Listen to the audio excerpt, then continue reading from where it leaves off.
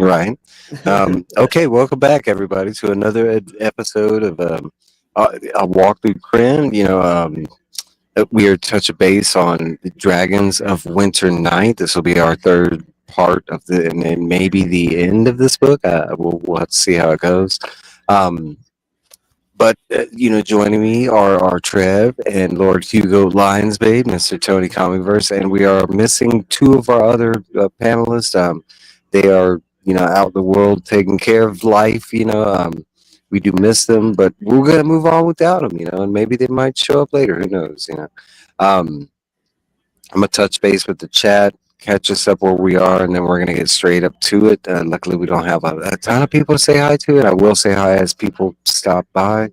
But first and foremost, we got Carmen. Hey, Carmen, how you doing? We got Tony. What's up, Tony? How you doing, Tony? Doing good, doing good. Right. We got Trev. What's up, Trev?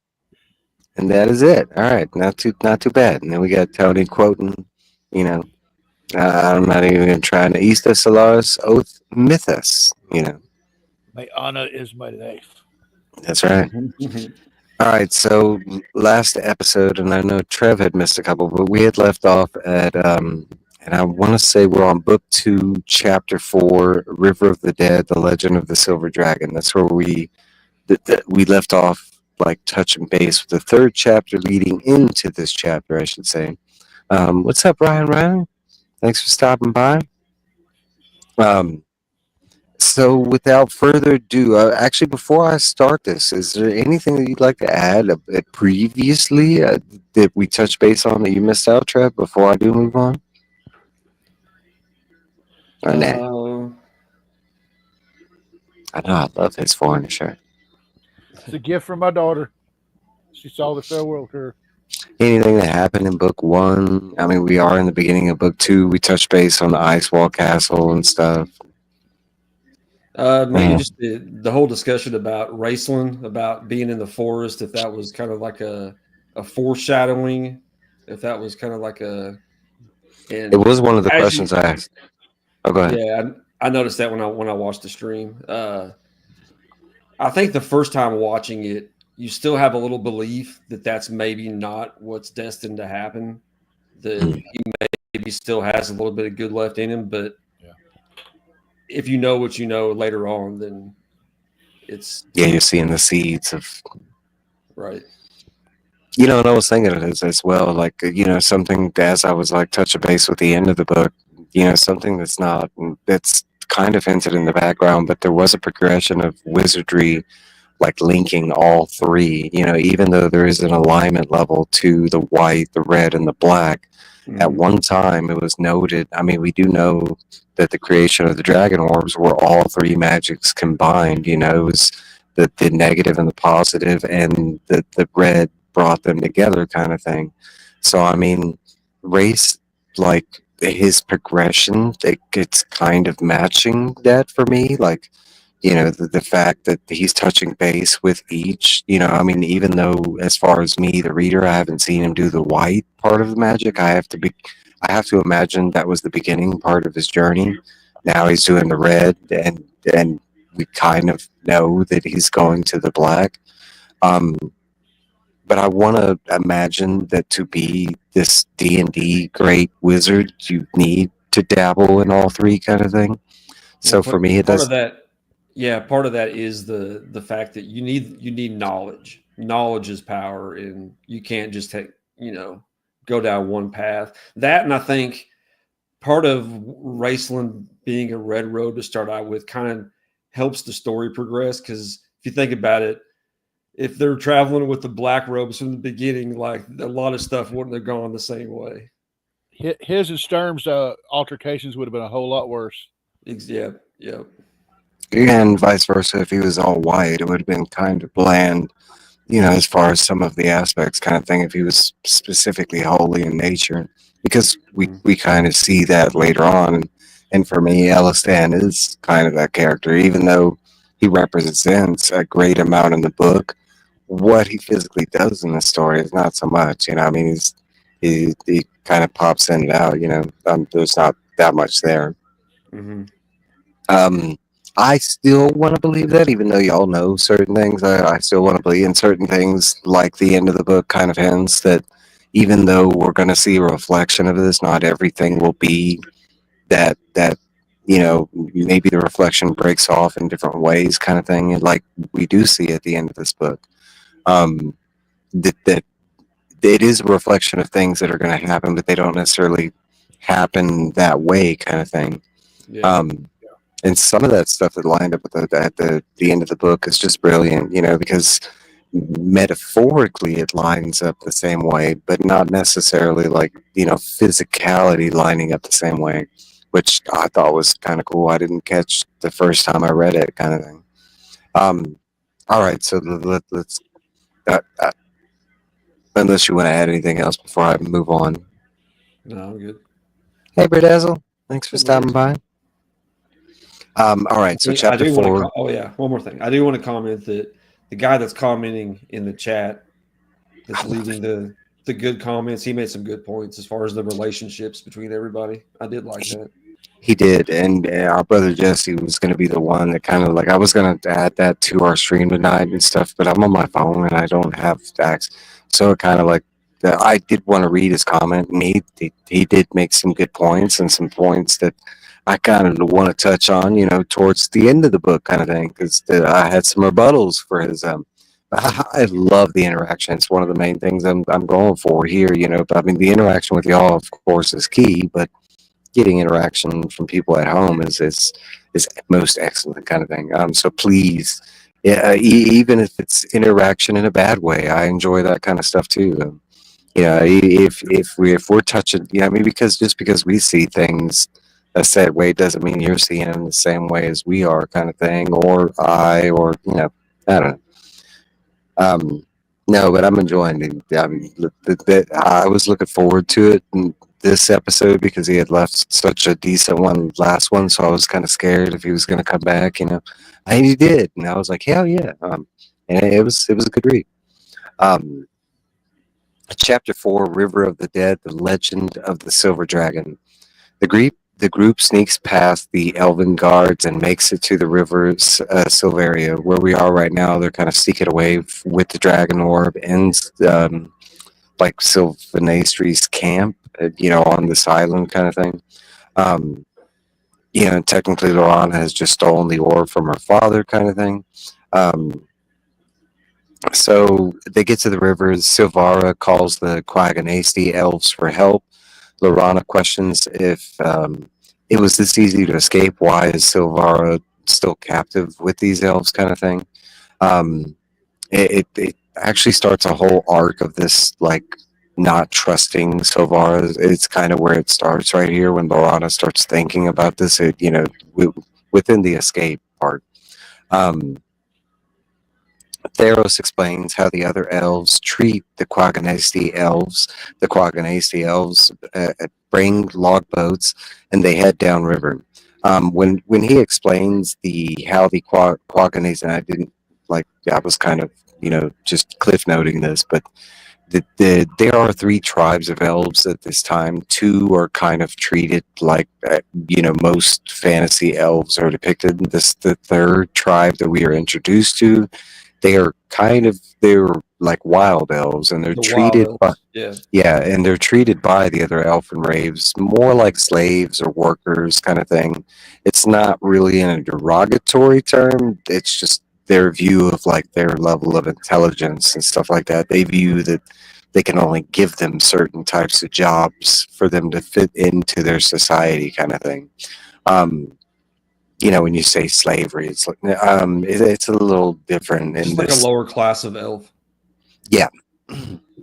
But elves are very class because class and race and everything they have on tiers. Basically, they view different beings in different ways. They do, and they're very prejudiced.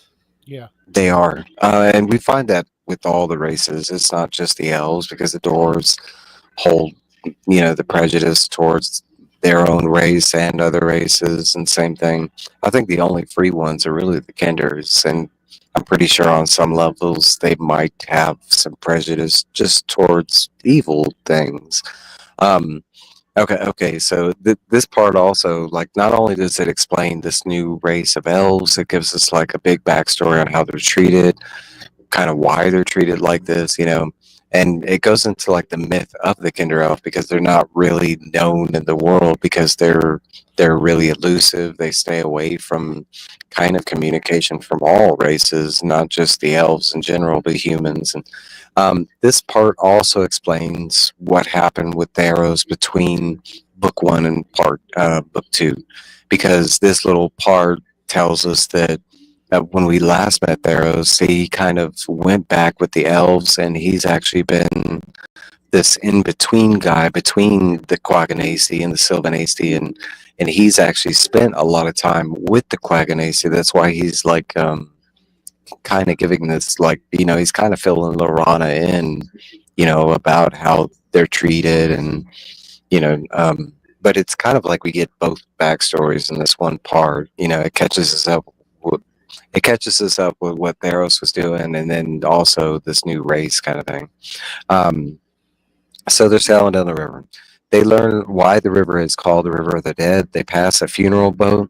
The river is used in a ceremony, but for the Quaganastes, the other tribes kind of see this as barbaric. Um, Task notices slivers of silver in the water, learning the original name of the river is the Silver Road.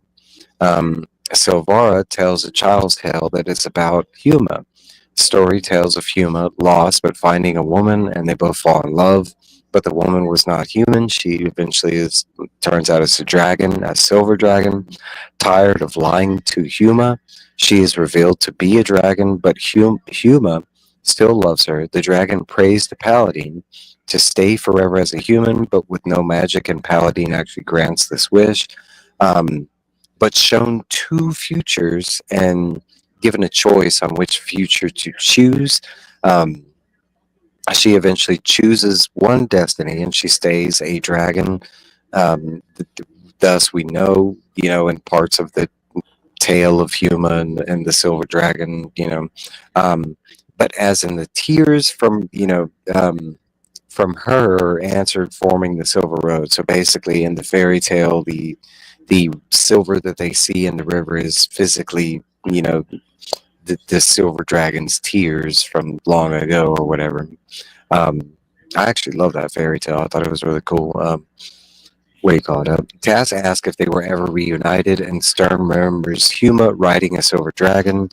They make landfall, but are still pursued by the Qualinasti, and that's going to continue for a good while. Also, the Quags will not fight the Qualinasti. They only helping them based on old favors. It's really because of Theros, because of his involvement with the Quaganasti and stuff like that. Lorana asked Theros about Silvara. Lorana does not trust Silvara at this point. There's a bunch of signs that keep popping up that she's not very really trusting of Silvara at this point. But that's where this chapter ends. I'm gonna say hello to some people real quick. What's up, James? Thanks for stopping by. Sup, Chop? Dan, I love you, boy. And Kenneth D. What's up, Kenneth? How you doing? Thanks for stopping by. I don't have. There's going to be a couple of these chapters that we're just going to read through. I don't have any like set questions for them because it just didn't generate any with me, kind of thing.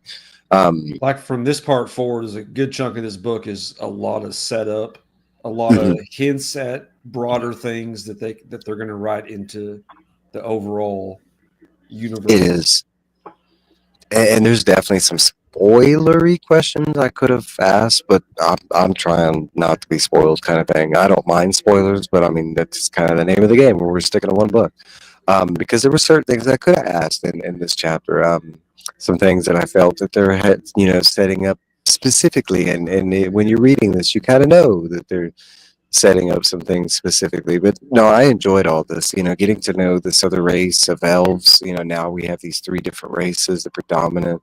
It's kind of like each one that we find about, we get this little backstory and this little history, the way they function in society, kind of thing. And it's interesting getting the third and the dynamic of how they all function within this world, kind of thing. Other than that, the only other part to this chapter is really that fairy tale, and I absolutely love this fairy tale. I mean, it is romantic in nature, but there's also this mythical, part to it because Huma's kind of catfished. He doesn't know that this girl's a dragon, kind of thing. Um, it also goes into this old like lore that we haven't found out about, like why there's this reasoning why dragons cannot reveal themselves to humans, kind of thing. And it's mentioned like in the first book and in this book. They haven't told us why yet, but that's there too. Um, I don't know. Anything y'all want to throw down about that chapter before I move on? Nah. No, not really. Same chap. It could be good or bad. I think it depends on your level of surprise. You want the full surprise. There you go. All right. So chapter 5, Silvara. While camping, Gilthanus contemplates his role in everything and his connection to Silvara. He loves her. While thinking, he glances over at Silvara. Okay, now in definition, when I say he loves her, this is more an infatuation with his eyes kind of thing. They're drawn to each other by looks first and foremost, but then second off, like, he's kind of drawn to her because of her actions. He's not. I mean, the Quaganasty tribe in general is new for him, kind of thing. So it's a different kind of beauty because it's more of a wild, like, earthly beauty versus the way Lorana is. Lorana's real made up and adored, down and elven. So when I say love, that's the love that I'm talking about. I mean, at this point, they haven't even really had conversations, kind of thing. It's just the love at first sight, if anything. Okay, so he loves her. Well, thinking, he glances over at Silvara's bedroll and cannot find her. He sneaks out and finds Silvara bathing in a nearby lake. In the dark, Gilth speaks, but Silvara is unable to see him. Gilth questions this, but decides to unload his problems and woes on Silvara. Eventually, he tells her he loves her. They embrace and kiss, but Silvara pulls away in sadness, saying she isn't scared of his love, but is sad for herself in a way he can't imagine. And that's where this chapter leaves off. This chapter pretty much is just this like love scene. The first time I read this, I took it as is, and I didn't really see the huge reveal and setup that is laid out in this chapter. Because if you're paying attention, especially from the first book and this book, we know that elves have a certain type of vision. They can see outlines regardless of light or dark. And that's one of the things that Gilf notices, that Silvara cannot see him in the dark, and he finds that strange, but it is a huge, caveat to something that's going to play off pretty soon. I myself did not catch this, and I should have. Like, when the reveal happens, it caught me like off guard. I was kind of all into the whole trader and those parts of the aspect where Lorana was going. Although I wasn't full heartedly. I didn't think she was gonna, I didn't think she was gonna betray them or anything like that. But to be revealed the way it was, now that caught me off guard, especially with all the foresight I should have seen. I mean, because they lay it on pretty thick. I mean, they go into the whole fairy tale by Huma, the whole love kind of spurred on relationship with Gilth and Lorana. Was there anything that y'all want to say before I move on with that one? Because I don't have any questions specifically. No, I'm good. A little bit of duality. Yeah. Going. Explain. Just between what the story and then what's happening.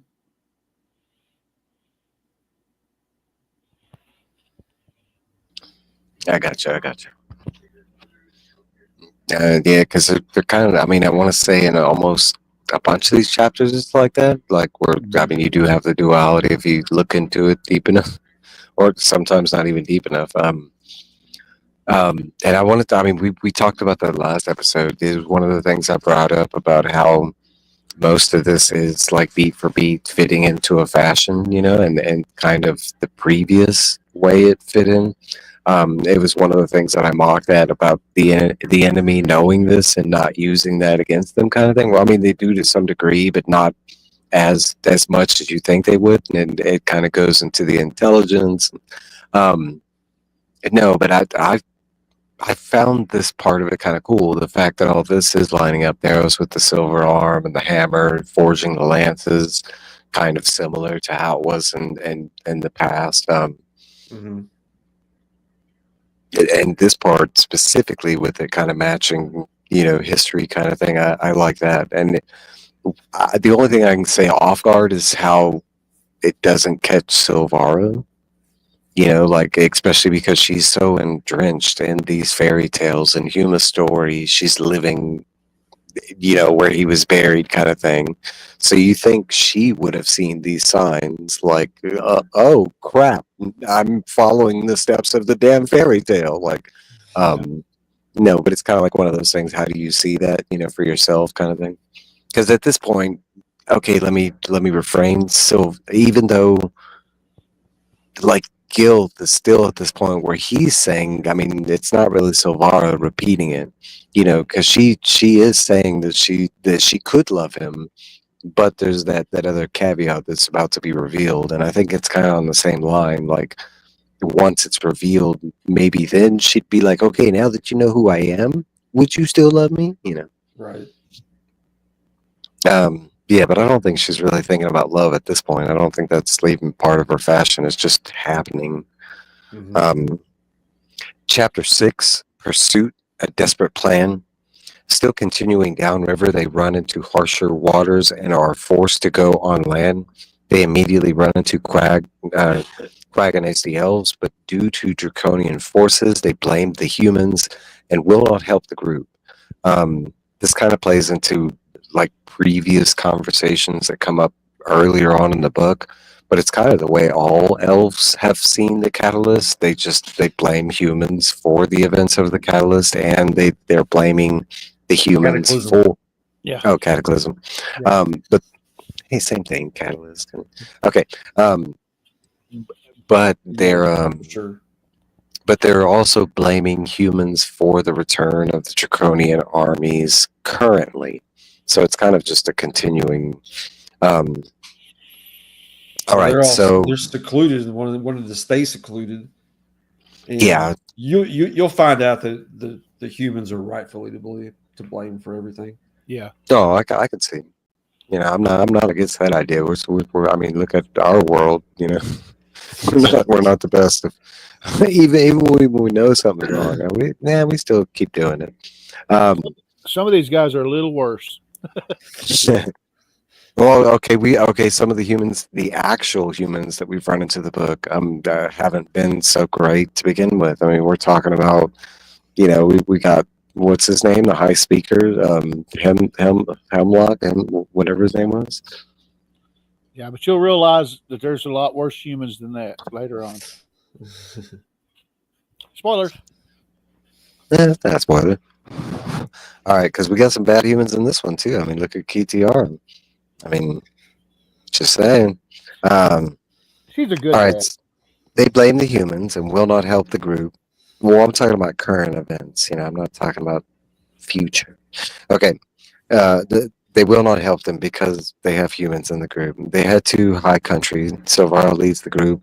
Now, knowing the lands better than anybody, they make it to a cave and they break for till the morning. The next morning, they see signs of pursuers. At this point, they were thinking because Silvara had so much a lead because she knew the land, they were going to lose the pursuers. It didn't turn out to be that way, because they wake up and it's right there in front of the cave, and they just got lucky that they weren't noticed that they were in the cave because they had moved the rock. The group decides what to do at this point. They plan to gain miles on the pursuing group. Sandcrest still is the destination, but Derek is willing to kill elves where Lorana is not. Lorana stays behind and finds Silvara's, I wrote it as a secret message with the dragon orb, and basically she's kind of doing something in a scene with the dragon orb is the way Lorana sees it. She doesn't know what's going down, but it's another scene where she kind of sees Silvara doing something off. Um, Lorana also finds what she believes is a spy message. Again, is what she believes. She destroys it. They move out. Lorana realizes that Silvara had activated the orb, but are suddenly attacked by elves. Derek orders Sturm to kill, but both Sturm and Lorana stop this. Lorana notices the elves are not trying to kill, but just trying to stop them. They make it to a pass, and Theros cuts off the pass from the elves. Exhausted from the climb, they make it to the top of the pass. Silvara suggests the group split up at this point. Derek and Sturm are to take the orb to St. Christ, the others to a secret location that Silvara only knows about. Stern asks Lorana to come back out of distrust of Silvara's days. Stern says his goodbyes and reminds Lorana that Tanis was heading to St. Christ. They'd leave, and after they're gone, Lorana remembers they should also take the dragonlance, but Silvara stops her. Lorana starts to confront Silvara, but is spellbound along with the rest of the group. Silvara stating the lance stays with her along with the group. It kind of comes off like this in the book. And basically, at the end of this part, she does cast a spell and she puts him to sleep. We kind of find out later on why, and it makes a lot more sense. But presently, it kind of lines up with what Lorana was thinking, that she's about to betray him, and kind of thing. The book does an excellent job at conveying this whole, because that's the way I thought it was going, was just this whole betrayal thing. And I even thought at this point she was leading this group to the Dragon Lord, and we were going to do this whole maybe some of them were going to die.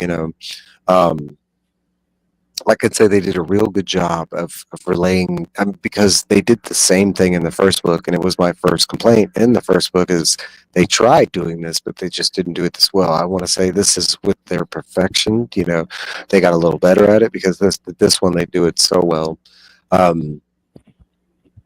Because there's so many things that they are laying on that are setting up for the future. I didn't even notice a lot of these things. All I was focused on was kind of Lorana, and a lot of these things turning out to be true. Oh, the Dragon Orb thing, she did activate it, because as she's walking away, we do see that the orb kind of lights up and stuff, and that's how she realizes that, that she was messing with the orb.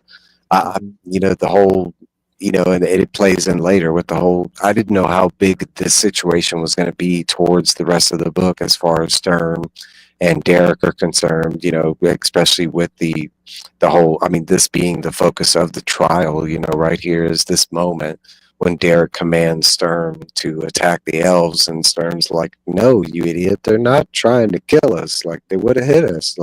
They had the upper hand. We didn't even see them. Mm-hmm. No, but you're talking about they're laying down this chapter. The previous ones were setting up two things.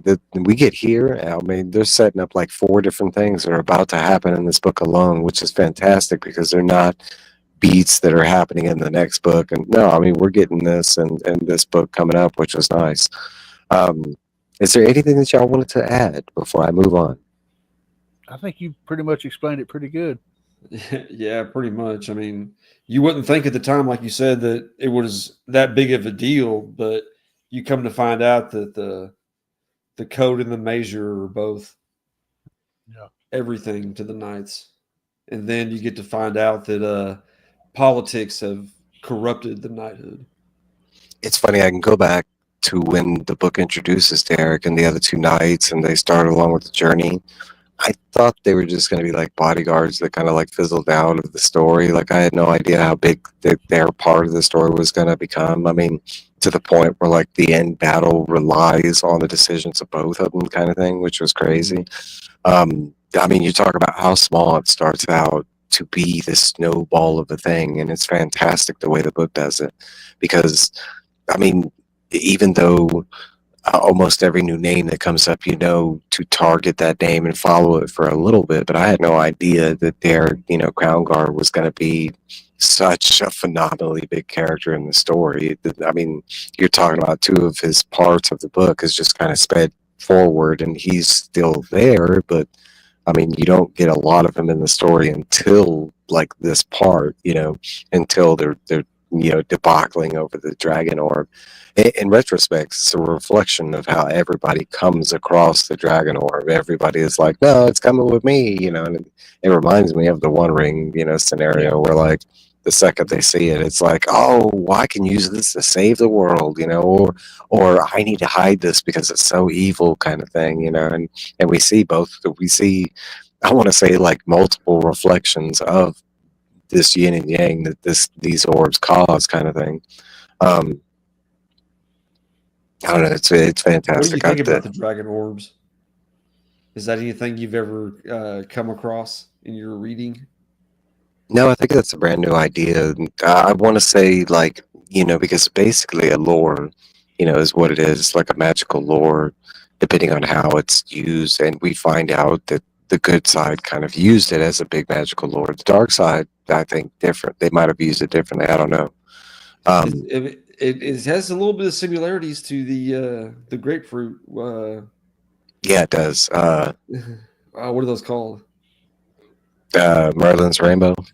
Yeah, Merlin's Rainbow, the Dark Tower crystals. Yeah, Dark the Tower. orbs. Mm-hmm.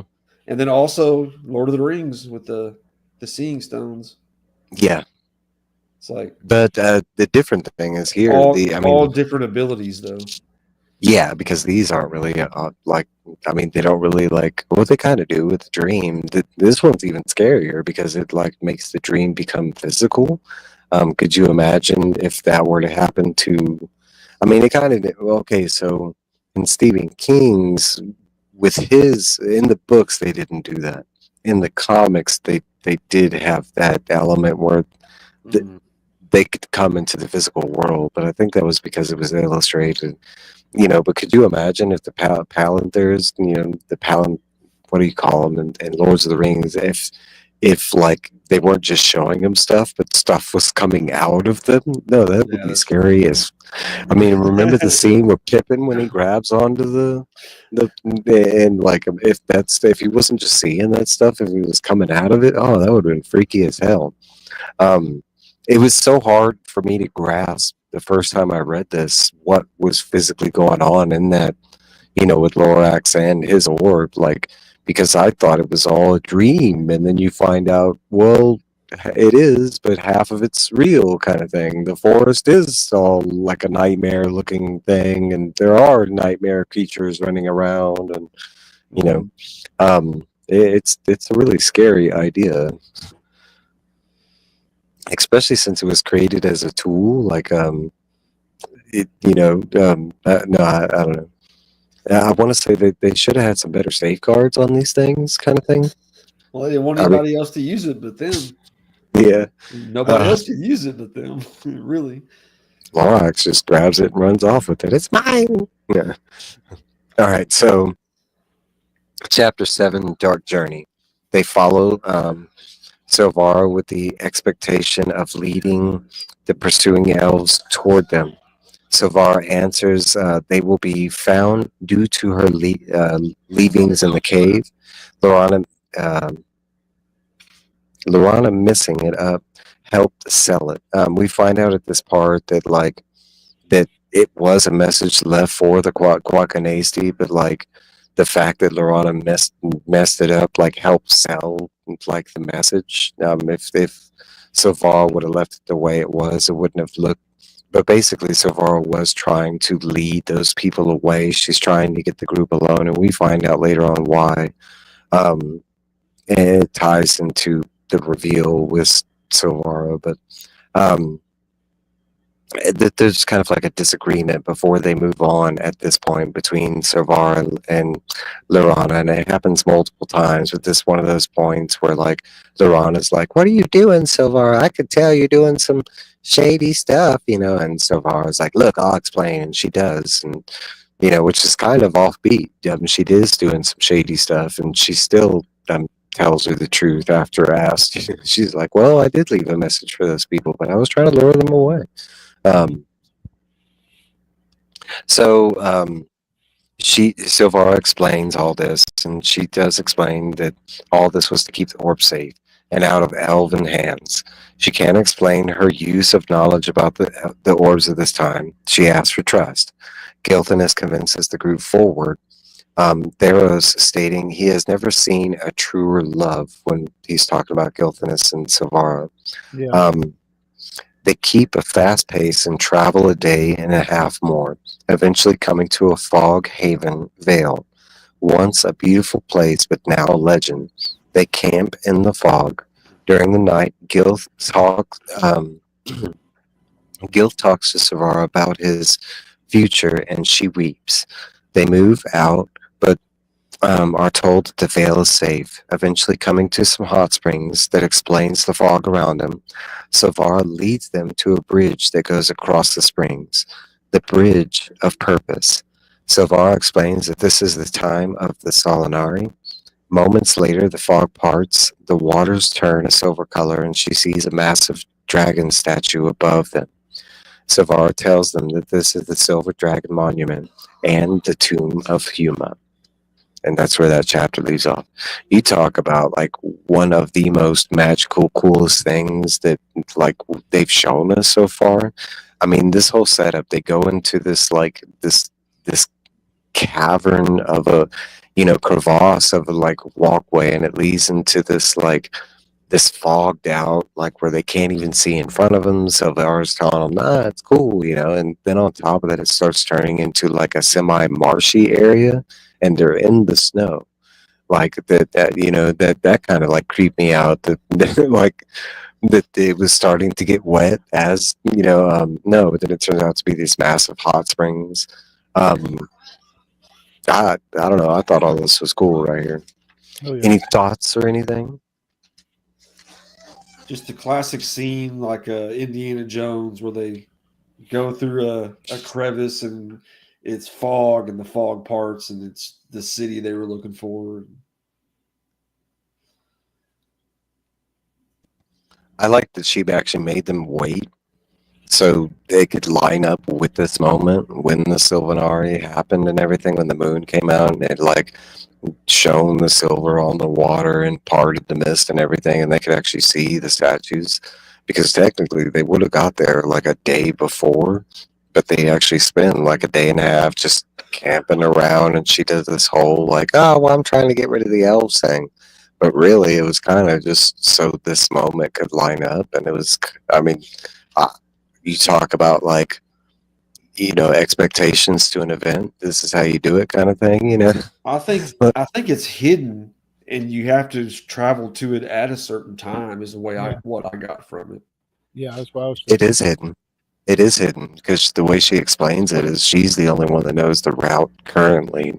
Everybody else has like forgotten like how to get there or whatever, and like with the mist revealing, it's the only way that the walkway is revealed across the hot springs, and the hot springs these are hot springs made for dragons, not hot springs made for people. They probably melt us.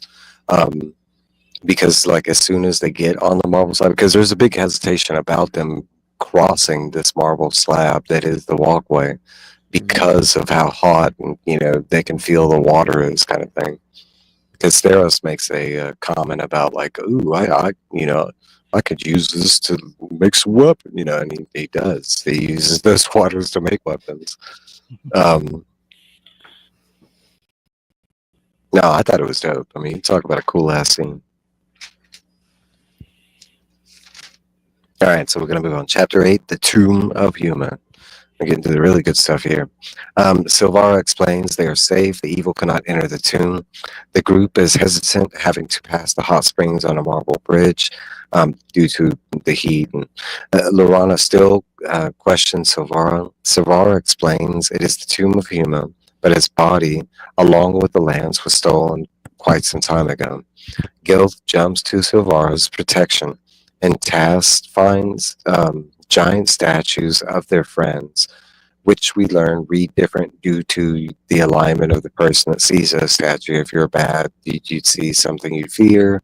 If you're good, you see your friends, kind of thing. Because in the scene, they first see a massive statue of Race, and then they start noticing Tanis. And I do like the comment with Flint. Flint's like, well, I kind of barely treat him as a friend, kind of. Savara leads them to a temple that houses the tomb. While in the temple, Lorana and Theros find a plate in the floor with a ring attached. Theros pulls it to reveal a hole. Said it could be a hole that falls to the other side of the earth. Flint notices the temple being built by other people other than humans and dwarves. He notices the construction. While listening to this explanation, Savara casts a sleep spell, another one, and the group falls asleep. And that's the end of this chapter. I do have some questions coming up, but nothing specifically here. Anything y'all want to add? I just love the interaction, but when they're going across the bridge where Flint and Tass, and Tass is like, I bet you could cook some meat off this thing. And he's like, here, I got some string. And she's like, go on, boy. Because Flint is scared as hell to cross that bridge. And not only that, but every time they do cross water, it is a bad situation for the group. I mean, you can go back to every time they've crossed water, and it's never a good situation. So Flint does have a strong, fear for a good reason. And but I was going to say, if I remember correctly, I think he crossed it on his hands and knees. Yeah, I think so.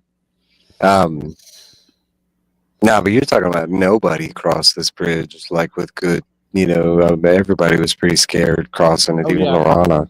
And Lorana's doing the whole, not trusting Silvara as she's crossing it because she thinks this, she's going to push her over the side or something. She's going to come out of the mist and be like, gotcha, because there's twice where Silvara, disappears and reappears. And it freaks out Lorana every time it happens. The book notates it. But the first time it happens, Silvara's, right next to him. And then all of a sudden she's on the damn bridge that they couldn't even see. Yeah. Like a damn vampire. I was going to say, I think at this point, Lorana's convinced that she's going to betray him. Yeah. I mean, especially because her loose explanation on the whole, her messing with the dragon orb and, the fact that she's like, yeah, I only know, I'm the only one that knows this route. It doesn't sound anything that would convince me to follow you, where are you leading us? You can't tell us. Why can't you tell us? Why did you send the thing that we were after with them? There's just so many questions that I would ask. Presently, Lorana's the only one. I mean, granted, Tass is just along for the ride. He's enjoying all of it. With Flint, he's kind of just stuck with, Tass and Lorana. But, everybody else that was along for the ride, I would have been like, why, why are we going this way? Why are we doing this? San Crist is that way? Got it. Yeah. All right. Chapter 9. And this is definitely my favorite chapter of the book. What's up, Sheena? Thanks for stopping by. This is definitely my favorite chapter of the book. And if you know, you know. But we get my favorite character back. Woo! All right, so Chapter 9, the Kinder Starling discovering. Tass hears Silvara casting a spell, grabs a shield and hides under it, preventing the spell's effects. Waiting till he doesn't hear her, he crawls out and finds the group deep asleep. Tass finds and overhears Silvara talking to her sister. Breaking the oath is mentioned. Fearing she might catch him, Tass heads to the hole, climbs inside, and as he is climbing down, notices gems lining the walls. Attempts to retrieve one of them, and as soon as he touches the gem, a blast of wind catches him, drags him down, and eventually to the side, eventually upward, making it to a well-lit chamber within the darkness. Climbs a great staircase that leads him to a massive chamber, housing a huge mural featuring dragons of all colors.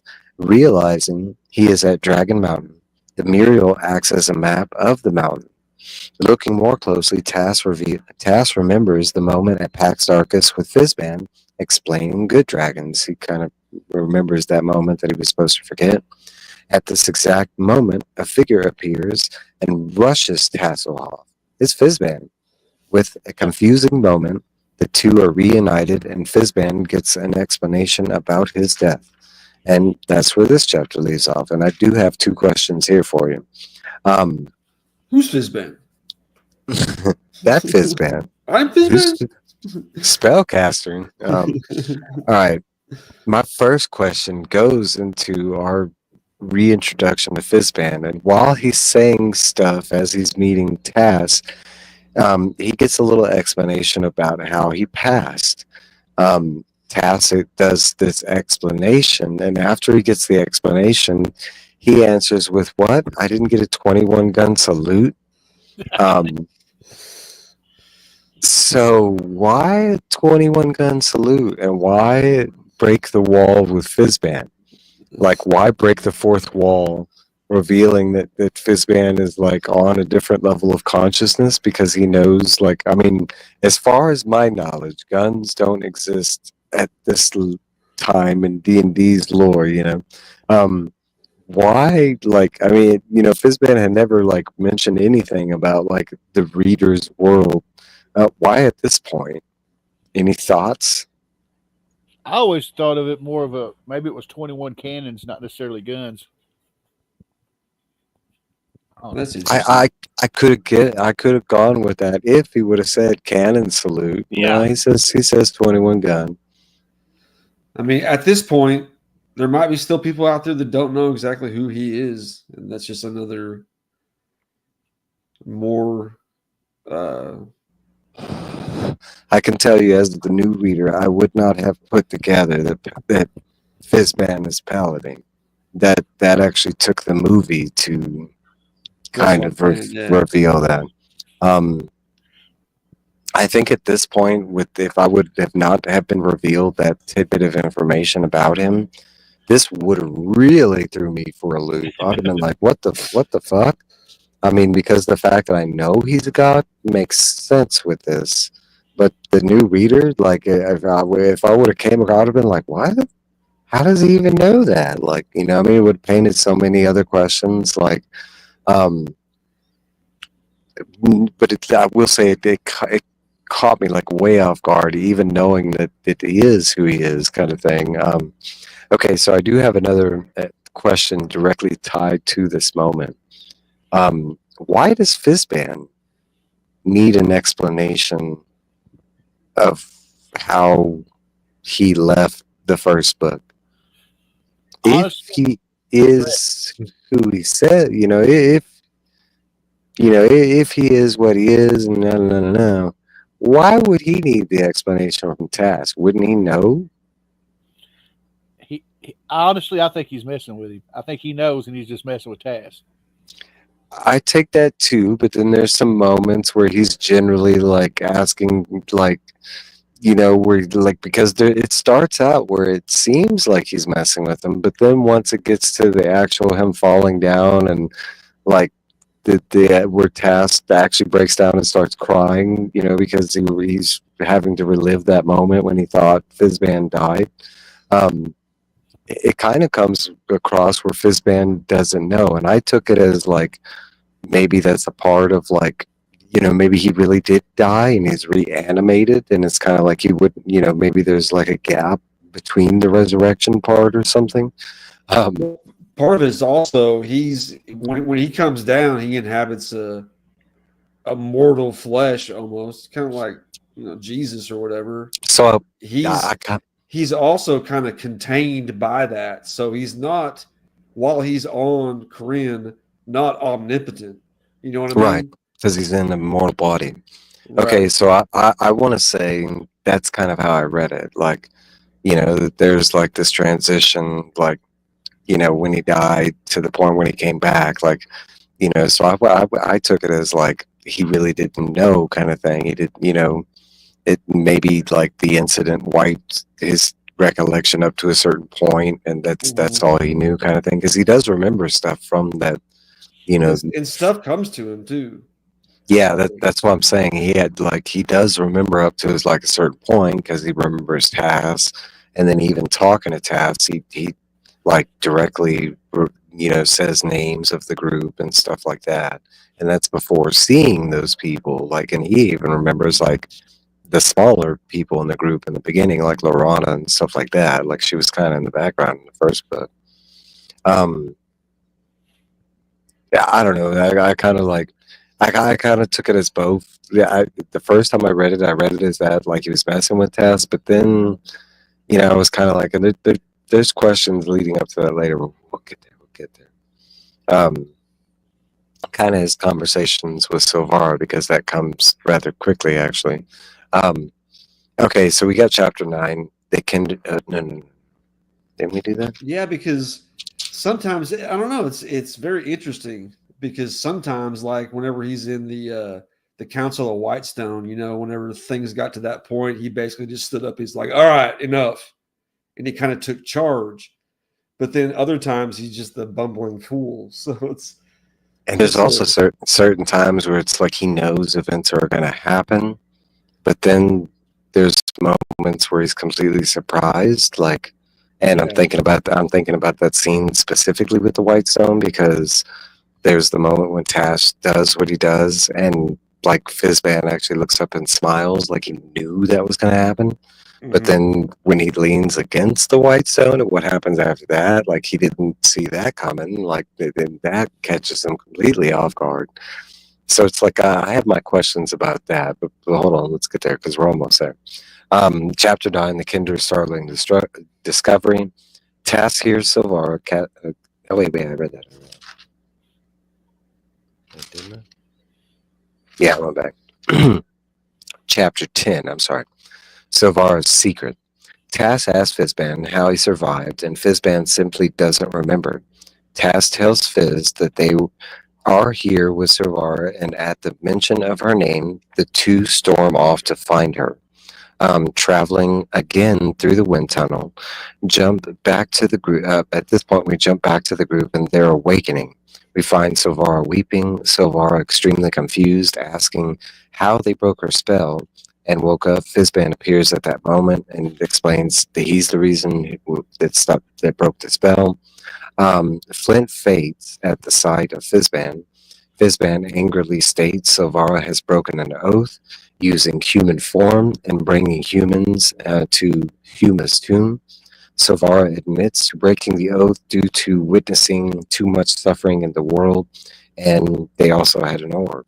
Fizban explains it is up to Silvara to show who she is, but only if she chooses, mentions she has the power to make them forget, and that her sister had to make the same choice.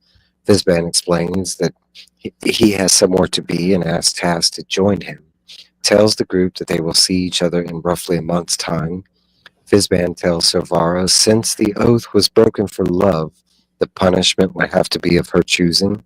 Fizban and Tass leave. Silvara turns to Gil, explains it was love at first sight, and knows she suffers the same fate as her sister. Silvara wakes Flint, learns Tass went with Fizban. Some confusion of how Theros knows Fizban and using a torchlight and shadows Silvara reveals she is a dragon. They basically, she uses shadow play to show off that she's a dragon kind of thing. The group immediately gets ready for a battle, but Theros stops them. Yeah, basically. Theros stops them, remembering how he knew Fizban and his stories featuring good dragons, because at this point, they think they've been lured there by a bad dragon and stuff like that, and the knowledge of good dragons hasn't really come out. Tass is really the only person at this point that, besides Fizban, that knows about the good dragons. So as soon as they find out she's a dragon, they immediately go into war mode because the only dragons they've met are bad. And this is when Theros makes his connection of knowing Fizban and remembering that he was telling stories of good dragons. Basically, gold and silver are kind of the good dragon colors. Regular colors are bad dragon colors kind of thing. It's the chromatic versus the colored. Yeah, standard colors. So Vara reveals that the famous dragon Huma was her sister. Basically, the famous dragon in that story, with Huma riding, was that silver dragon, was her sister. Guilt is broken at discovering that she's a dragon. They ask Silvara to find and unite the good dragons and explain it's not possible due to the oath. Silvara explained she was trying to thwart war attempts, but the orb and the lance came to her like fate. Seeing this as a sign, she sent the orb away, which later she finds out is a mistake, and brought the group to Dragon Mountain to forge the dragon lances instead. She gifts Theros with the silver arm this power, actually place and status. What's up, Mike? So I hope you're having a good time, man. Thanks for stopping by. Yeah, there was a lot that happens right here because we find out Silvara is a dragon, that she was tricking the group, but for good measure, and it all has to do with the orb. And we find out later on super why she was trying to do this, and it goes back into every time the orb it comes up in non-wizard hands, it just turns bad kind of thing. So as soon as the orb came to her, she knew that she had to, get rid of it kind of thing, and that's what she was trying to do. At a certain point, when the stars starting to align, let's just say, and she started to realize that this was getting closer to the fated story of her sister, that's when she came up with the idea to just bring them to the tomb of Huma and create the dragon lances, because everything was lining up like the old fairy tale. As we're going through this journey, we don't realize this, but Silvara explains this in this moment after, Fizban kind of like scolds her and stuff like this. I don't know how spoilery this question is, so if it's too spoilery to answer, but the oath is brought up a lot. What is the oath? Do we know anything of the oath? Because we are not really told anything about the oath, just the fact that there is this whole, like, dragons revealing themselves in the natural world that exists at this time kind of thing, and that's pretty much all we know about the oath at this time. Is there anything that y'all can reveal about the oath that's not super spoilery, or is this just previous information, like cataclysm stuff? No, it basically the gods made a deal, and the oath is just her part of keeping the secret about dragons. All right. Yeah, I didn't think it would be that. Technically, I didn't write the question down. There's more to it, but that's just the gist of it. Yeah. I mean, technically, we didn't get any of it in the first book. It's something that they're layering in this book, so I imagine it's something that's going to play out bigger as we go. I mean, you can pretty much tell that the gods, the two main gods in particular, Takissus and Paladine, they're not in the world as much as they want to be, and they're slowly creeping back in. She more than him, but yeah, that's part of their oath, part of their pact. Gotcha. Or else there could be a whole different scenario where she just appears fully fledged, ready to destroy the world kind of thing, if we didn't have the oath. Unless I'm thinking that unless her oath in particular is something different than I'm just not thinking of off the top of my head. Nah, I want to imagine it's the same thing. Like, it's the same reason Fizban can't reveal, because he mentions it towards himself. It's not just towards her. Right. Okay. And we do know that it is mentioned that it came around that time with Huma and the Silver Dragon. I want to believe it has the beginning of it was because of their romantic relationship kind of thing. Maybe, I don't know. All right, so that is the finish of book 2. We move on to book 3. Chapter 1, The Red Wizard and His Wonderful Illusions. Before we start this chapter, I want to say this chapter comes out of like way left field. It almost feels like book one. Like it's kind of a nice feeling, like nostalgic, but at the same time, it feels like this should have been a part of book one. Um, what? Yeah, you're like, what the? Yeah, it's Yeah, comes out yeah, of. yeah. What is this doing here? All right, so we start at the Pig and Whistle Inn and Bar, owned by William Sweetwater. Um, in Draconian territory at this time, now owned by the High Lords, with only need of the ports. Basically, they've decimated this area, and just like everywhere else, they've only pretty much kept the bar and hotels open, kind of thing. Everything else is just gone. But it is still a port town. They've kept it open for the port, like as far as trading and travel, but it's explained that the High Lords aren't even interested in this area of Krynn because there's nothing really up here in the north, kind of thing. All right, so it says William, not liking the Draconians, have raised the prices for their troops, and basically regular, patrons get it at a cheaper price. Strangers enter the bar. The group of Tanis raced Caraman, River, Wind, Gold Moon.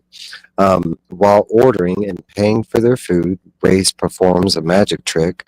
Amazed by the trick, the bar patrons throw them money. They use the idea of traveling performers to make money and to keep cover while in High Lord territory. They perform in the inn for about a week, needing money to travel to San Crist, eventually gaining the attention of Draconian troops, but out of wanting to see the magic show. Word spreads of the magic show. Part of the plan now is to journey to the next town, Flotsam, city north of Port Baltor. That's how I'm going to say that. In hopes of finding a ship. We learn Flotsam is a town where money is king. Originally, the performance is all race, but eventually Tika starts dancing. Caramon does a strongman act. Goldmoon starts singing. Race is a little concerned due to Goldmoon's last song, when he actually brings her in to start performing. He is extremely worried because the last time she would perform in public, it caused a massive, riot while they were at the inn. But it's not a concern that's needed because she sings a different type of song and it's kind of loved by the crowd, and he adds her to the show, kind of thing. After the song, a lady appears and approaches Goldmoon. Goldmoon ends up teaching the ways of the Mishikon, and we see the seeds of that start to emerge within the town of the old gods. Basically, this is kind of the start of like Mystical starting to spread throughout the land, kind of thing. After a month, they have a wagon, 2 months provisions, and they head out. Caramon dressed like a bear. It was a gift from the bar owner, which it's not brought up again. I don't even know why they focus on it at all. Like it's never mentioned again that he's wearing this bear outfit. But they make a big deal about it right here. Okay, so I thought it was going to play out to be something bigger later on, but it never. No, I don't even think he's literally. I think he's just wearing his regular armor later on. All right, so it drives them out, but before they can make it out of town, they are stopped by the Draconians who want them to stop by Bloodwatch, where they have friends stationed there who have been told about the show and want to see them. Tanis claims that they will, but he knows that they won't, and he uses that information to kind of stay away from them because it's part of the plan of them keeping their cover.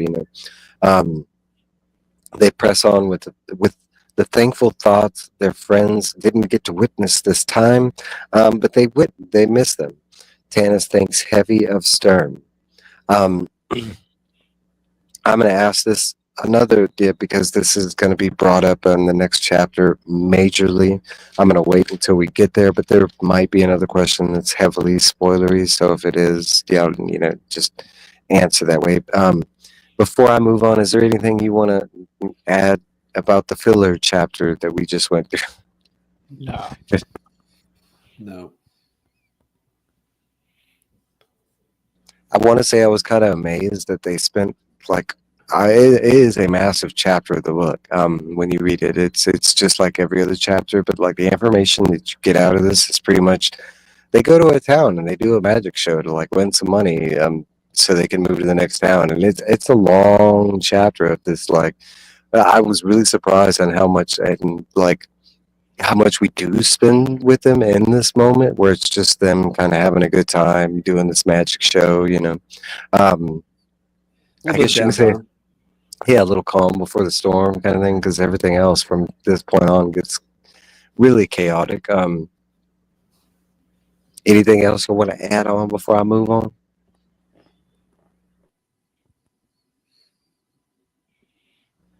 As I take my drink.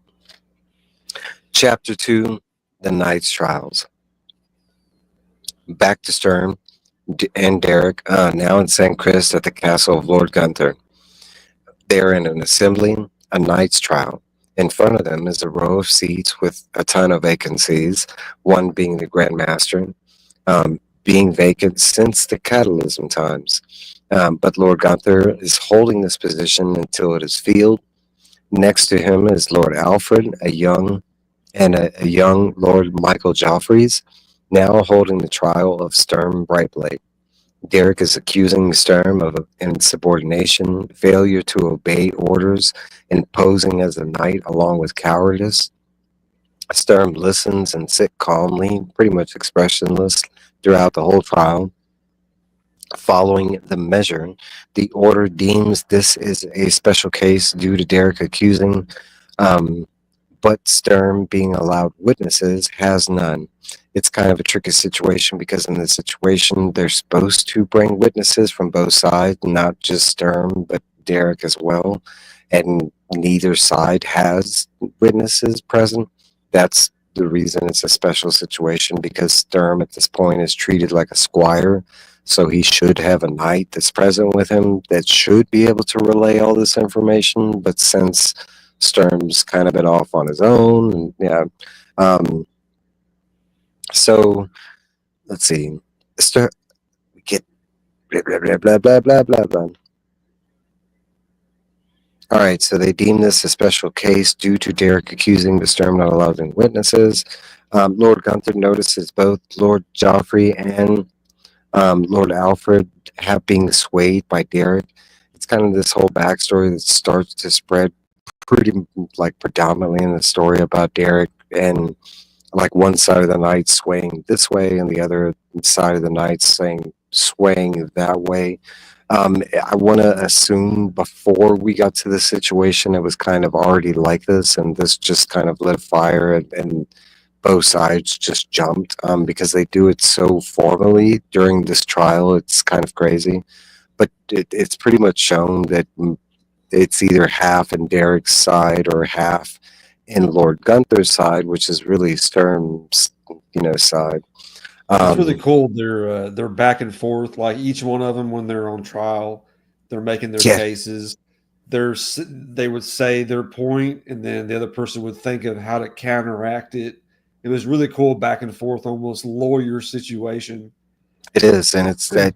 I mean, it's well written because it's like, especially from Sturm's point of view, because he only has like a one way answer, and he doesn't answer that way. He kind of goes and around it, and it's kind of cool, especially because at this point, I mean, with the code and the measure and them being like a set standard staple of who they're supposed to be, Sturm kind of goes around that a little bit, uses some loopholes kind of thing. But it's really about like knowing the measure and the code and and that's how Sturm prevails in this. Yeah, the whole measure thing, basically they're weighing it on the scales if it's good or bad. Like there's no in between with the measure. It's one or the other. So that's one thing that,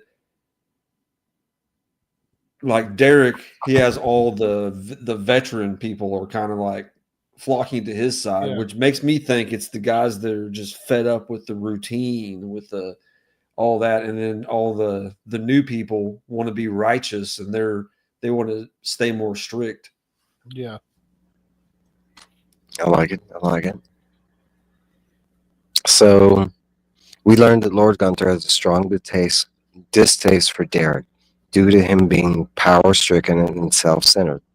Derek abusing the measure to suit his needs. We also learn many of the younger generation back Lord Gunther.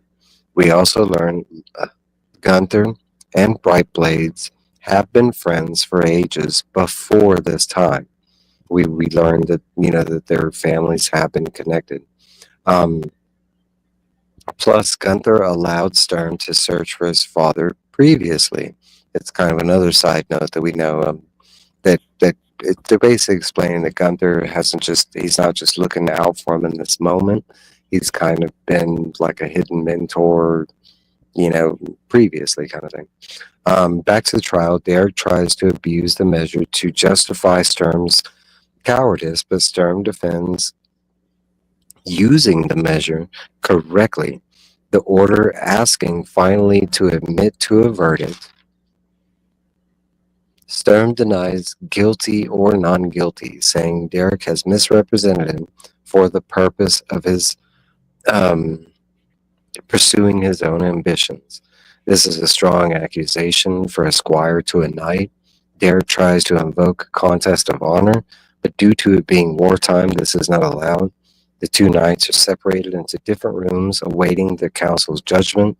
Sturm, believing that no knighthood is possible, hours pass. A silver bell is rung, and the two knights are summoned. Sturm is told to no longer wear the armor of the Knights of Solamnia, his father's armor, um, and he'd no longer be able to be paid by the knights. He wouldn't be able to. I forget what they call it, but he wouldn't be able to get back pay. Blah, blah, they had a certain term they used, which we find out. The reader finds out that no knight receives this pay. It was just something that Gunther threw out there to throw off everybody. With the lack of witnesses, the council delays ultimate verdict with witnesses needed to be produced. Sturm is taken into the lowest order, the Order of the Crown, under Gunther's honor. War brewing in Palanthas. 3 ships will sail honoring the knights. Derek High, Commander of the Rose. Lord Alfred, Order of the Sword. Sturm, taking Gunther's place, Order of the Crown. Derek and half the knights leave in anger. The other half cheer for Sturm. Sturm thanks Gunther. They celebrate. Next 3 days, Sturm locates a basic armor and pledges to carry his father's armor where he goes. Meeting knights, they basically they have a meeting and they decide what they're supposed to do at Palanthas, and they are going to fortify the city and the tower. Sturm tells of his witnesses. Gunther blesses Sturm. They sail out, and that's this chapter. So what you were talking about before is my question that I brought up. What is the measure? It is technically never defined or really talked about in a sort of this is what it is. It's just brought in as a relation to what they talk about or their actions, but it's never actually defined in this book. Okay, now if this is super spoiling, and I think you kind of told me before, but what is the measure? What's your definition, Tony? Well, I was going to read what I got. What the textbook definition is basically the set of written rules and guidelines that the knights are expected to follow. They have their own. There's the oath and the measure is basically, the oath is a motto, and it's basically the rules. It's the standards by which all knights are supposed to live their life, their code. You're supposed to be this way. You're supposed to do these things, and this is the way you're supposed to act. And if you don't, okay, I'll tell you how, because I think you're trying to say what I think. Okay, I would say an oath is just an oath that you take, what you pledge for, and the measure is how you go about dealing with situations. there. Yeah, that's the way I've gotten it. Is the code is the law that they've set up and they practice, and they follow the code. Okay, so the measure is when they come across stuff in the wild, and Trev explained it briefly really good before. It's whether they measure it in a good or bad, situation. Does it fit in the good or does it fit in the bad? And that's how they make the judgment on that call. It's not really explained per se that way in the book, but perceivedly it's there, because that's how Derek looks at everything. And no, well, this is the good way to do it. We're doing this way. You're going against the measure, kind of thing. And the measure is Sturm's way, which is the bad way, kind of thing.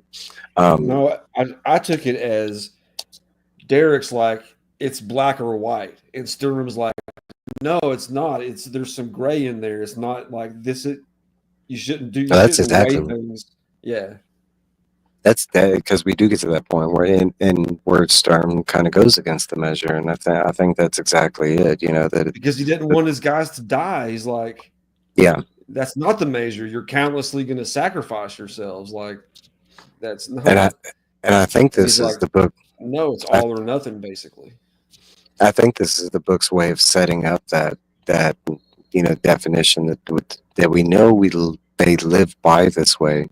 But at this point, Sturm is really starting to realize that this part of it doesn't work, that the code does for him, but the measure doesn't, because even during this trial, he has to go around the measure too, and he still sticks with the code. But, he does have to, because specifically they ask him, like, guilty or not guilty, and he's like, well, technically neither. He's like, I don't feel like you're saying I'm guilty of these things, but technically the way I would word it is differently, and I think we're starting to see that, because we see it later on broken down specifically, like when it happens later on. Well, I was going to say, basically the measure breaks down into two things, and that's loyalty and obedience. Basically, you do what you're told, or you're going to suffer, I like it. Okay. Is there anything you want to throw in about the whole trial? Anything else you want to? No, I was going to say you pretty much touched on the whole thing where Derek's trying to act like. You could tell Derek's character. He's trying to follow the rules, but you can see his It's not ambition. So much. His ambition. That's the word I was looking for. His rise of stature and what was his name? Gunther. He sees that, and he doesn't like it. I also would like to put in, I didn't know, I think I said this before, I didn't know how big these characters are going to be, like Lord Gunther, Alfred, and a lot of these. Even though I wrote them down and quoted them, I did not know we were going to strictly follow them as we went through the rest of this book. And so I thought it was unique the way they were introduced with this trial and stuff, because this is the way we met Lord Gunther at his castle, is just straight into this trial with Sturm. No, but it sets up a whole lot of things, and some things that they relate in the first book about the knights kind of being in disarray. They set up these type of things in other franchises. They did with Star Wars, and I'm thinking about how there was this disarray with the Jedis and stuff, and Disney's trying to do that right now. Show us this is how you do it. You have this one scene, and it's so easily conveyed. Yep, I can see why the knights are in disarray. Just on this one simple idea, they're kind of down the middle, and it's ironic that they're like best friends with the gnomes, right? And they're just like the freaking gnomes, like in their conversation and everything, right? Like their conversation is so broken and so explanatory that it takes forever, right? But then you have these knights that are like can't really make a decision on anything without outside forces, and it's another reflection kind of thing, I guess you could say. I just knew. To me, this is just my opinion. You see two branches here, and I'm going to use this as Gunther's perspective. Maybe I'm wrong, and it may not be his perspective, but this is what I'm getting at. He looks at Derek and the people that are around Derek, and they're following more the measure, the rules. But then he sees Sturm, who wants to be a knight like his father, but he's more of the oath. And he's trying to figure out which one's wrong because neither one of them are technically wrong. There's got to be somebody wrong. One of them's wrong to keep the knights flourishing. And he's got to find out they got to figure out the right way. If that makes any sense. It's like Derek is trying to abide by the law, whereas Sturm is trying to abide by morality. Exactly. I want to say there's also another setup with Lord Gunther that's kind of like unseen but seen, and it's the division with him and Derek that he was already against Derek to begin with. Like it, and technically he is using Sturm to displace Derek, but as we're going through these events with Sturm and Derek's just taking it in a whole crazy, bad, because up until this point, you could say he was following the code and doing things, but as we progress forward, Derek starts doing some things that is not of the code and the measure, and he did some shady shit. I'll just say that, he starts to be kind of crazy. So it's like, is he being influenced? Yeah, that's what I always thought. And I was gonna say another thing about codes and oaths and stuff like that. I'm gonna bring up Dragonheart. Remember what Draco tells? What was Dennis Quaid's character? Yeah, he always referred to him as the Knight of the Old Code. Yeah.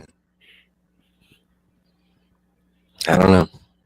Anyway, but I could see the influence too, and maybe that we haven't seen the outcome of that. I could also see that the Dragon High Lord has some fun to play with this. I could see that set up there too. That this isn't necessarily all Derek or something. I can. It's not to say that people don't do things for power and ambition. That's easy. But I could also see that. We have this God that is able to send people visions and dreams and stuff. Why not? With Derek and the Dragon Orbs. I was going. Go ahead. No, Trev, you go ahead. I was gonna say there's been multiple instances, multiple different characters hearing voices. We just don't. We don't see that from Derek, but Takissis might be talking to him in his ear, influencing him in the slightest way. Who knows? I go back to what's his face that we spent a little time with. It was Eben, and he was specifically working with dragons. We never saw the setup of how they met, but you have to kind of envision. It almost reminds me of like Stephen King's It, where it was able to psychically link with bad people in the world, and he didn't physically need to talk to them. He linked with them, and we are talking about a god, So I kind of envision stuff like that. I don't necessarily know if but something like that there is this influence out there. Then on top of that, we're talking about this dragon orb, and we're going back to Stephen King's Grapefruit, and maybe the influence of this just led into his ambition and power. It just made it worse, kind of thing. Mm-hmm. Yeah. I don't know. I could go with a bunch of possibilities because the way Derek's written, it's not. Yeah, it's not like we used the dragon orb, but he was in possession for a while with the dragon orb. Yeah, and he was stuck on it. He didn't want to leave it. And he wanted to learn how to use it. That was the whole reason on why he wanted to take it to San Chris. He mentions that quite a bit. And it goes into the whole power and ambition thing. Hey, I'm going to use this for my own. I'm going to figure out how they're going to use it. And I could totally see Derek we learned how to use it. It's man, you mother. He was kind of already going that way. Mm-hmm. True. I was going to say with Derek, again, this is my own personal opinion. Maybe he might not be evil, but he is very stubborn. A good case in point, all the way back to the end of the first home in Dragon's Vault of Twilight, you see how stubborn Sturm was because he wasn't gonna run. They had to coerce him into, you got to protect Goldmoon. Oh yes, my lady, here, I'll pledge my service. But you get somebody that's not that easily swayed or talked into like Derek, and he's like, no, I'm going to stay right freaking here, and I'm going to do, That's another parallel because Sturm had had to pull him from basically committing suicide. They had to pull Sternum from basically committing suicide. Yeah. Yeah, there's another duality. I was going to say, and another good, and you just talk about him with the dragon orb, and the first thing I thought of was Lord of the Rings. Why not give the ring to Gondor? Yeah. Actually, that's where my mind first went when we met Derek in this book, was like that, and it doesn't play out like that exactly, but it's still pretty close. Like, he doesn't even need the orb to go that direction; he just does it on his own. Okay, but okay, I want to point out two things that's interesting, because we never get headspace with Derek. There's never a time in this book where we're in his perspective. And it's not to say that this book doesn't do this, because we get headspace with Kitiara. We get headspace with, we don't get headspace with Derek. Another thing we don't get is he has a lot of exits and enters into the story where he just appears and he leaves, and we don't get to see what he's doing during those times. So that part of Derek isn't out of the realm, with me, kind of thing.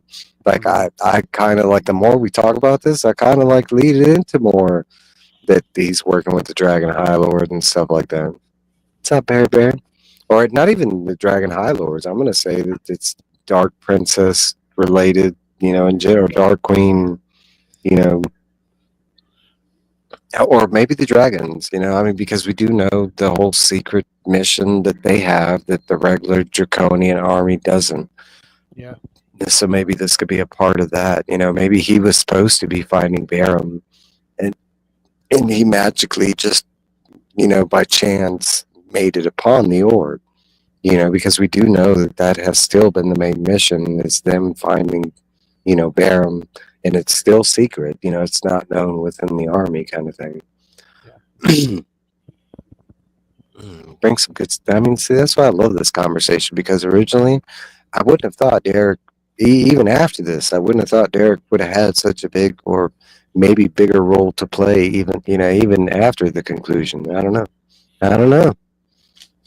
All right, so we're going to move on. Chapter 3, The Dragon Orb, Caramon's Pledge. We learn the traveling performance has been a success with only one more event.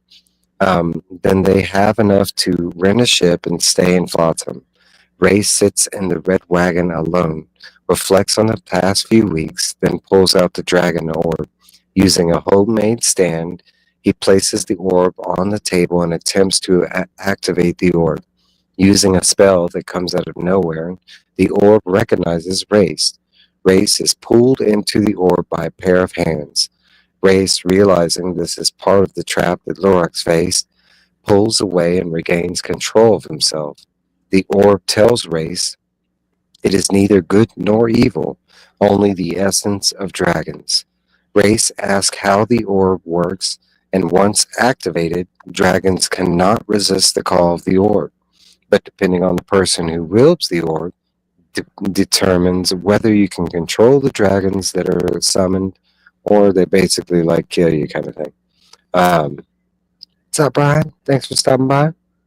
Yeah, that you either control the dragons or the dragons come straight for you and kill you. Yeah, because basically that's what it is. With the essence of dragons in there, it works as like a massive lore for dragons. Like, they don't know why they're drawn to it, but they are, and they have to answer the call. So if you don't have the power to F with the dragon when it gets there, guess what's going to happen? The dragon's going to F you up, kind of thing.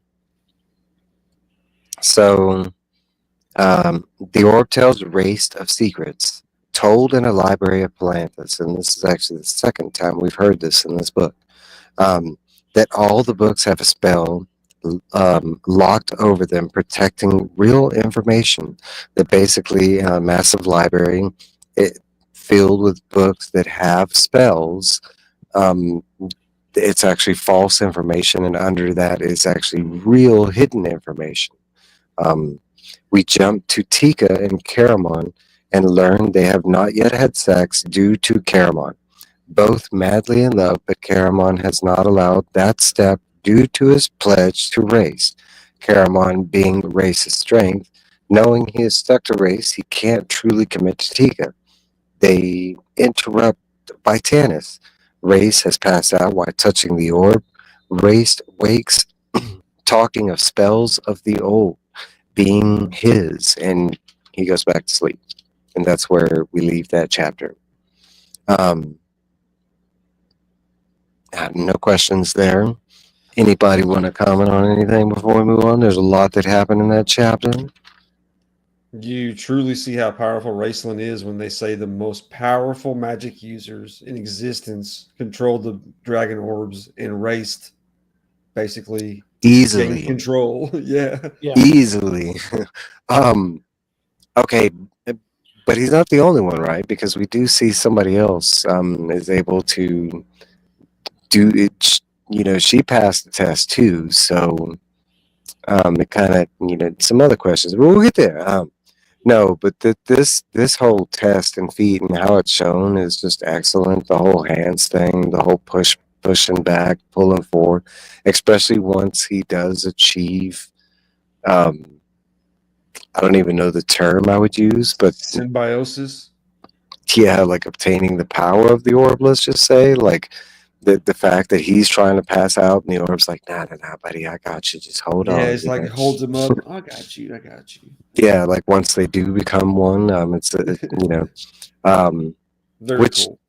Which leads to some other thing is everything that the orb tells Race exactly true, and I can tell you, like I mentioned, that some of what you know that this is the second time in the book that library and Palanthus has been mentioned. It's the first time we learned about the spell thing, but it's also, it was mentioned by Derek. Derek had already been to the library in Palanthus looking for the orb, which led him to the library in that other town or whatever.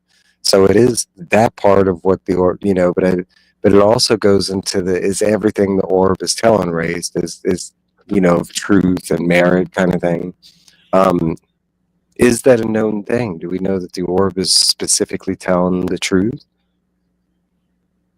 Well, it's not good or evil, so you would assume that it would be truthful. But it is the essence of dragons, and what dragons you put into it. You know, and I think that would play a part, especially since there was 3 orbs made with 3 alignments. You know, and it's kind of ironic that the way that the orbs play out in the story, but you have to imagine that it be like one of the one a lot, you know. I'm just saying, and another aligned situation. It's a question of which orb they got. I'm sorry. Wait. That's who had the one. One of them was the dark mages. One of them was the white mages. Yeah, one was the red mages. So yeah. That is interesting. I don't think they allude to any of that, but that, I mean, that could be where they're all kind of aligned to one in particular. I don't know. I want to say the way it sounded like it, especially the way because we do get the explanation of the creation of the orbs by like the black robed wizards, the white robed, and then them, because originally when Race tells us, it's told that all 3 came together and they made, but later on it's told that it's actually just the white and the black, their powers combined with the dragon essence made the orb, but what contained it was the red.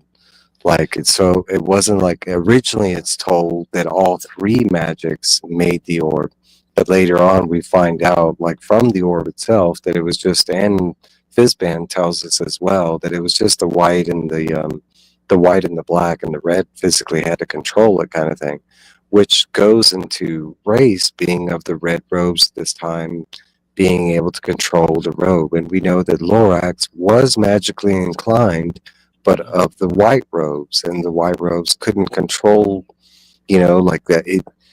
The white is magic is in there, but like the way it seems is, unless you're of that neutral nature, you don't even have the ability to control. Like, you know, if you were evil aligned, you wouldn't be able to do it. If you were white aligned, you wouldn't be able to do it. But the fact that Race is of the neutral color, you know, he has that potential, and I believe that plays into Lorana later on as well.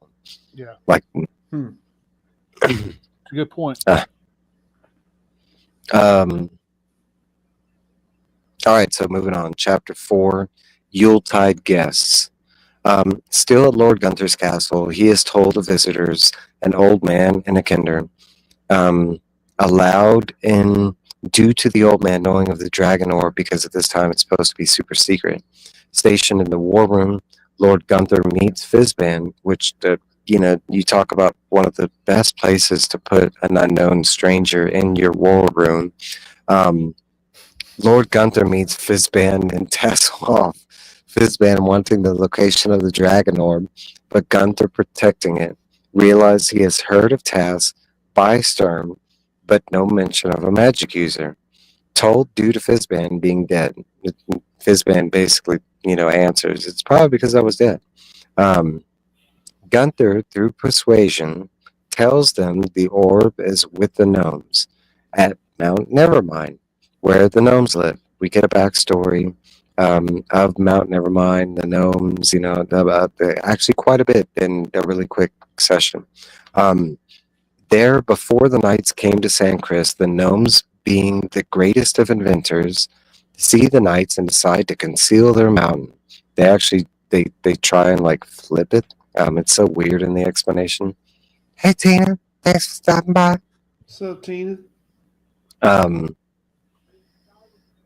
So they're trying to conceal the mountain that they dwell in, but due to an accident, a huge cloud of yellow smoke engulfs both the mountain and the new city of San Crest, because at this time it's literally forming, creating the day known as Rotten Eggs, the Day of Rotten Eggs. The town heads to the beach with fresh air, and same with the gnomes, introducing both species for the first time. We learn the knights view on high, honor, the code, the measure, and technology, making the two instant friends. The gnomes are inventors by nature. We also learn Mount Nevermind was named due to the impatience of men, it having a super extra, calibristic long name, and humans just be like, they summed it up with, never mind, and it just became that. I actually love the explanation. I thought it was cool. All their names are 30 letters long. Now Nosha's name is no, but what do the humans call you? It fills up a book. Frick. Could you imagine if your name filled up a book? What the F? All right, so the knight sent the orb to Mount Nevermind for the gnomes to figure out, but not knowing it's of magical nature. They literally just thought it was the stone, which I thought was kind of funny. And that is the end of that chapter. And I do have a question related to here. And this plays upon your remembrance of something that happens during this chapter. So Sturm only told Gunther of Lorana and Gilth back during the trial. No one else is brought up, and it's actually brought up twice. And the reason he brings up Gilth and Lorana is because of their royal lineage.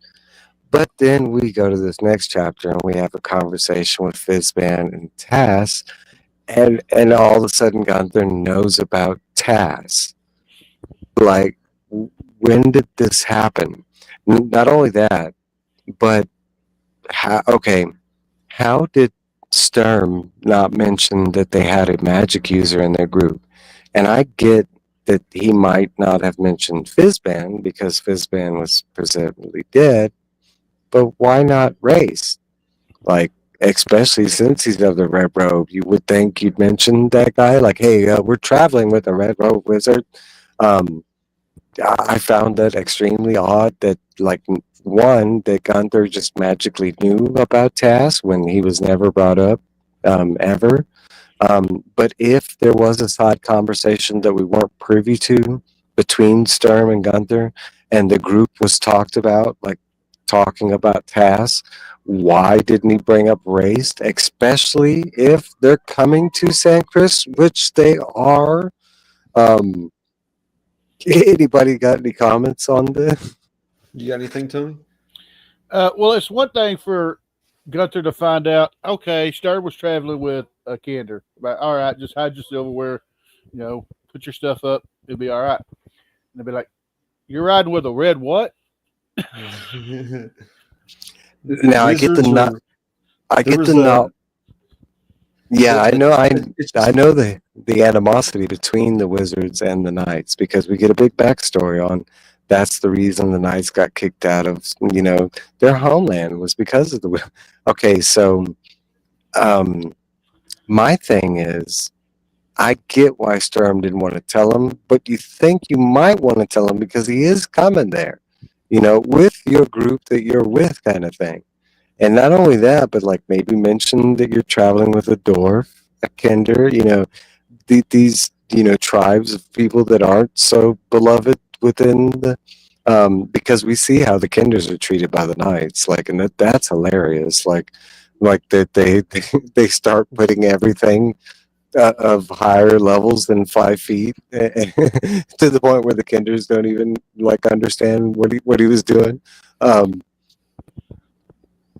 No, but I found it kind of weird. I want to say like I think maybe in his mind, he wasn't thinking about that. He was just thinking about who can be a reliable witness.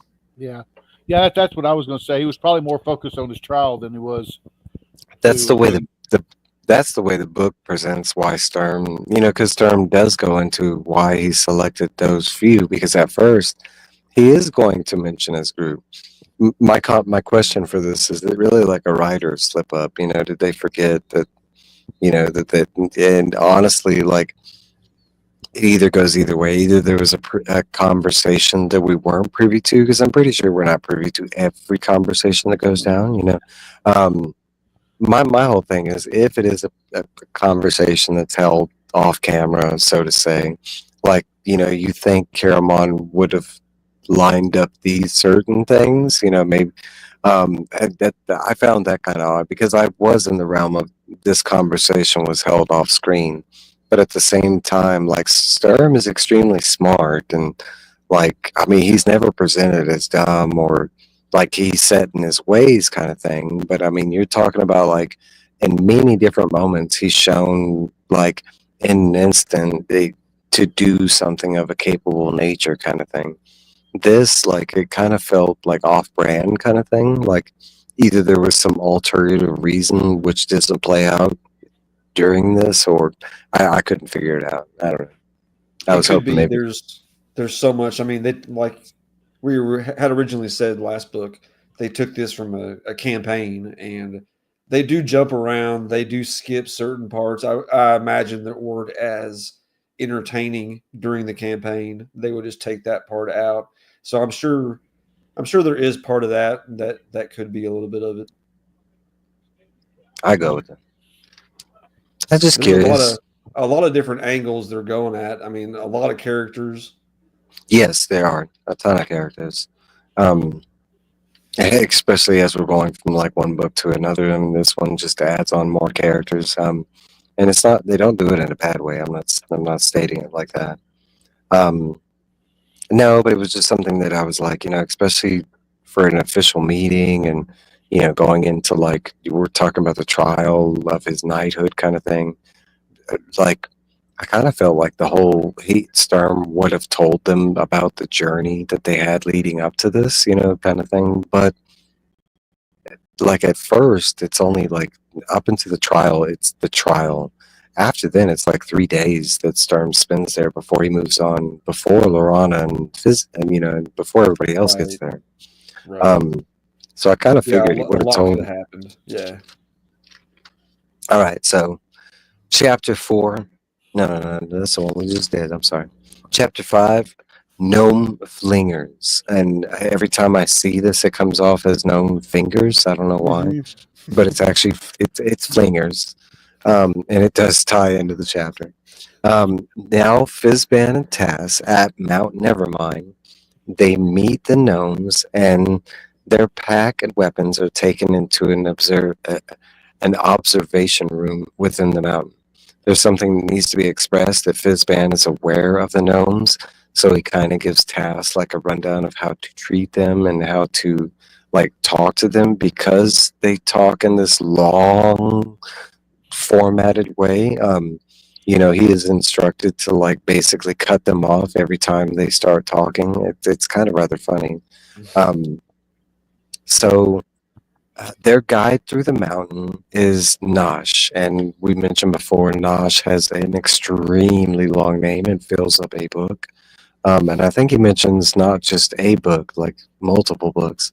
Yeah, the gnomes every time they just add on to their name with their lineage, right? Yeah. So it's just So like every new person, every son is just their name added on to the entire lineage of your family. it's like Nosh, gosh, begosh, dosh, something like that. All right, so Nosh is to take them to the orb. Fizban expresses fear of the orb, but out of it being used. They are brought to the main chamber where it is hollowed out with a massive shaft in the middle. They see it has, and we're talking about they're in the middle of a mountain right now. They go into the mountain and it looks whole from the outside. On the inside, it is basically hollowed out. They see it has many levels, 35 exactly. Told the orb is in the examination room on the 15th level, but instead of using stairs, they use catapults and nets to move to different levels. Comedy ensues as Fizban is forced to use the catapults, misses the floor 15 and falls all the way back down to level 1. Eventually, they make it to the examination room, a room with only 3 tables, the orb on one table in the middle, one knight guarding the orb. We learn Nosh has a life quest attached to the dragon orb that ties into their afterlife. Once thought lost, as soon as Fizban enters the room, the orb activates. Fizban utters some words and the orb sleeps. He orders everyone to leave the room, putting the knight to sleep because he refuses to leave. Tass removes Nosh. Tass asks Nosh while studying, had he ever seen anything within the orb, and Nosh answers with magic words he had seen. Fizban, which he cannot read, he just knows that they're of magical nature. Fizban comes out of the room with their effects, and the orb tells Nosh and Tash to follow, heading to the Council of Whitestone. Fizban tells Tass they will have to make a choice, one that seems right but leads to doom, the other costing the lives of some of their friends. Told the lives of some of his friends that he loves. Tass weeps, thinking of his friends, and that's where this chapter ends. Yeah. Now, you talk about some foreshadowing, but one of the best chapters in the book, because we start out in some comedic ass shit with them trying to travel through, and you talk about by the end of this chapter and Tass weeping because of a choice that someone is going to have to make in the coming future. We do find this choice during this book, but express it at this moment. It's not. It's kind of stated that someone has to make. It's not necessarily said that it's Taz, and that's kind of the mystery of that whole thing. But you talk about once we get to the end of this chapter, how just setting up some heart-wrenching stuff it's going to be, because either choice doesn't sound good, one choice that seems good at first that just leads to the whole world's doom kind of thing, and the other is just some major sacrifice that you're going to have to do that's going to kill some of your friends kind of thing. Neither one sounds fun. Any comments on this chapter? No, not really. No. I want to say there's a side note is because gnomes are brought up everywhere. I really love this iteration of the gnomes and being inventors and not just goblinish type characters or whatever. Like them actually having this pivotal intelligence. They're one of the more intelligent creatures in Krynn kind of thing. that they're known as some of the most intelligent inventors, kind of thing. I will say that I find it weird that they're so intelligent and great inventors. They're using these weird like catapult systems when we just left a book that was using these awesome pulley systems that work fantastically. Why aren't they using these pulley systems? Why are they using these weird ass catapults? Like, how dangerous are these catapults? And,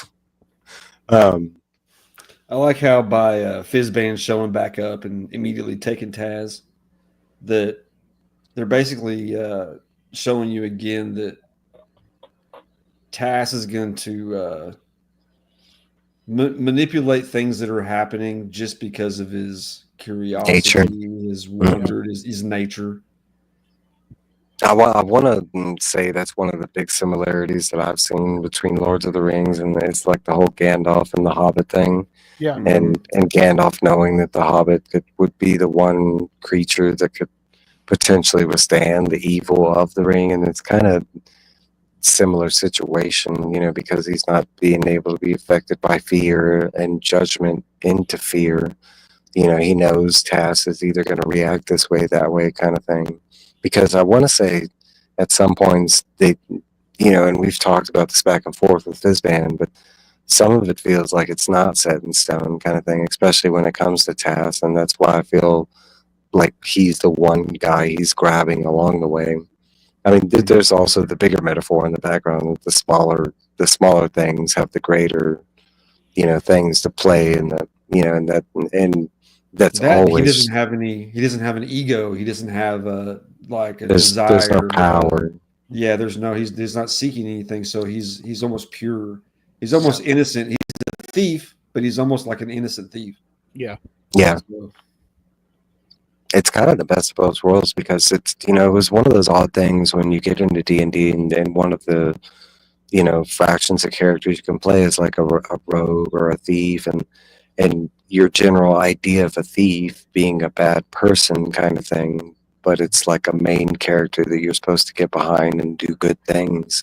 So it's kind of, it's of a good nature to see this version of a thief out there kind of thing, where he's a thief, but he's not really a thief. It's more, just curiosity kind of thing. Let's see. Chapter 6. Yeah, I think we got time. I can do it. The Council of Whitestone, an important person. Meeting on the 28th day of December, Famine Day, a day to fast and meditate. Gunther, thinking this would help calm people. The meeting entails all races and one representative, but only the council may vote on the topic. Meeting once before in history when the dragons reemerged, but failing due to past prejudices. The elves arrive to the meeting, and there is already rumors of war if the orb is not returned. Elistine arrives with the elves. Elistine hoping to change the elves' mind, but have failed. During the meeting, the Palestinians have asked the knights to leave, also in talks with the High Lords. Derek and the knights still protecting Palestine. Talk of Ellison being a true cleric, but Gunther and the knights kind of in a pseudo like belief or not belief, because they haven't seen anything. Gunther believes backstory. Oh, sorry. Gunther does believe that he is a true paladin kind of thing. Backstory on the Whitestone. There before the Catalyst and survived after the Catalyst, now believed to be holy. The meeting happens and all hell breaks loose, with everybody basically fighting on a verbal stature for the orb. The elves claiming it's theirs. Talks of war again over the orb. Tass listening to all of this and hoping to find a solution. Fizzban is currently asleep. His friends are gone. Tass interrupts everybody, shouting and asks to represent his people on the advisory council. While talking and keeping the meeting's attention, he creeps closer to the orb, eventually bolting for the orb, grabbing the orb and smashing it against the Whitestone. Shatters into hundreds of pieces. Instantly, cries of anger and dismay. Tass is grabbed by Lord Gunther and Porthos. claim Tass has killed them all, and he'd be the first to die due to his actions. Tass has also come to this outcome. Kind of knew this was going to be the, Fizban awakes, scolds Portheos and the High Speaker, then has everybody seated, with Tass attending to Nosh, because Nosh fainted after the dragon orb burst into a million pieces. Fizban sits leaning against the white stone and tells them what would have happened if Tass had not destroyed the orb. While Fizban explains what would have happened, he pauses and leans, and a blur of silver cracks the white stone behind him. A dragonlance thrown by Theros. In walks Theros, Flint, Lorana, and Elistine. Theros tells he has forged the lance from silver waters, and this was the power needed to defeat the dragon army. And that's where this chapter leaves off. And you talk about like a chapter. This chapter was like beyond dope. Not only did I not see any of this playing out like this, and the introduction of the Dragonlance to appear at a moment like this was just phenomenal. Yeah. This whole scene with Taz was just, and being told a chapter before that he was going to have to make this choice. I had no idea this was what Fizban was referring to, the dragon orb and the destruction of the dragon orbs. And it's not really explained until he has to hold our hand and be like, look, if any of you would have touched this thing, you all would have died. Like, none of you in this room could have controlled this thing, and we actually get like a full-on explanation of the dragon orbs here, and kind of why Silvara was, hesitant about like getting rid of it as soon as she could, especially her being a dragon herself. No, this chapter was fantastic. And then the introduction of like, if Fizban just happened to sit on the white stone, the clouds kind of like shifted in a general direction and he moved his head, because if not, the lance his hat would have fell off. Yeah. His hat fell off and he's like, ooh, boom, behind him. He's just like, oh shit. You're talking about he would have been decapitated. Like, I mean, that thing split the stone and everything, and then, Theros just walks in with his mighty silver arm and just slams it down back into the ground, and everybody's like, that was holy, and that still is holy. It's like he walked up with, "What's up, bitches?" Yeah. Y'all are looking for, and it's crazy because that's the whole reason this meeting is taking place, because they think this dragon orb is going to be the answer to defeating this dragon army, and in walks the real answer, and it kind of goes back into this: how come they weren't repeating history? Like, why didn't they think about the lances in the first place? Like, especially the knights. Like, I really blame the knights, and this is where we're going to leave it off. But I kind of look at, like, if they knew any tales of human, and I get that it's explained at this point that a lot of the knights believed it was fairy tale, and they didn't even really believe Huma existed, and blah blah. But if this is all in the canticle, right, about Huma and the legend of the lance and the dragons helping out, and why wouldn't they have followed that to like a little degree? Maybe like if they wouldn't be able to do it, right? They needed the silver arm, they needed the silver waters. Like, there had to be specifics, but like, was nobody attempting to make a lance? Well, there's nobody really in charge. They're still that is true. recuperating and filling spots, squabbling amongst themselves. It's a shell of what the knighthood once was. Yeah, would have. But this was fantastic. And I thought we were going to get a little further, but it looks like we still got another episode left. But we are in book 3, so we're almost there. Yeah, I was going to say there's only 6 chapters left. 1, 2. That way you can have everybody here when we finish it, like you wanted. Yeah. Or 8. Okay, maybe I didn't count right. We still got 10. Okay. And the last one is a big one, the funeral.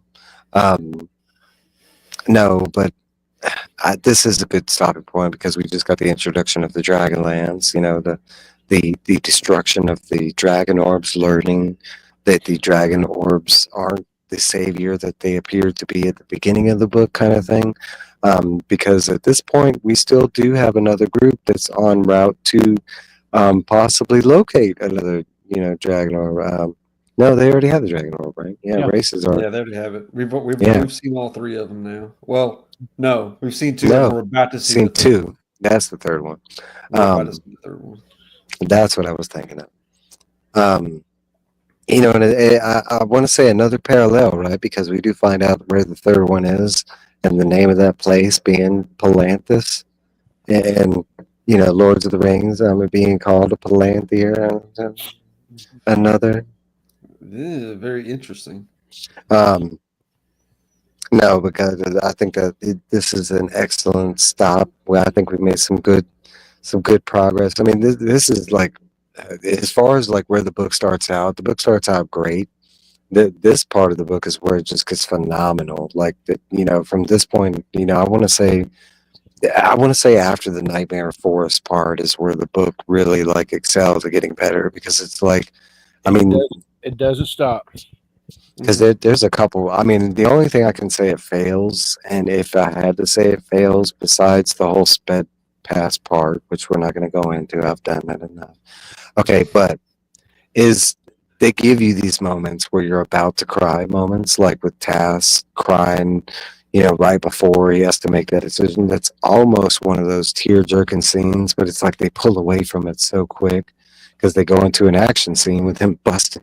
It's like they do that so many times. I would like a general, like, good cry moment. We're almost there, I feel like we might get there in book 3,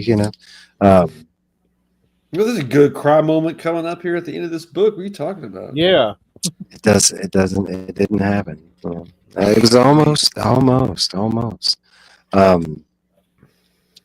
No, but guys, I want to thank y'all for being here, especially my whole panel of guys, even though the other two, they're still doing the read, and they're still, Beckermin still showed up, but yeah, I want to thank Jesse, Beckermin, Tony, Trev, and everybody that showed up, everybody that watches this on the rewind, our dude that's commenting, if there's any slip ups or you got some, adjustments to what I've said, lay into me, bring it on. Because there's always stuff. Just like in this episode right here, there's stuff that, we're seeing at different angles, and that all that takes is talking to different people, getting different perspectives, but guys, this is where I'm going to leave it at. Say goodbye. We'll be back in 2 weeks, unless, the world happens, other than that, we'll be back. And hopefully for the last part of, Dragons of Winter Night. All right, everybody. Later.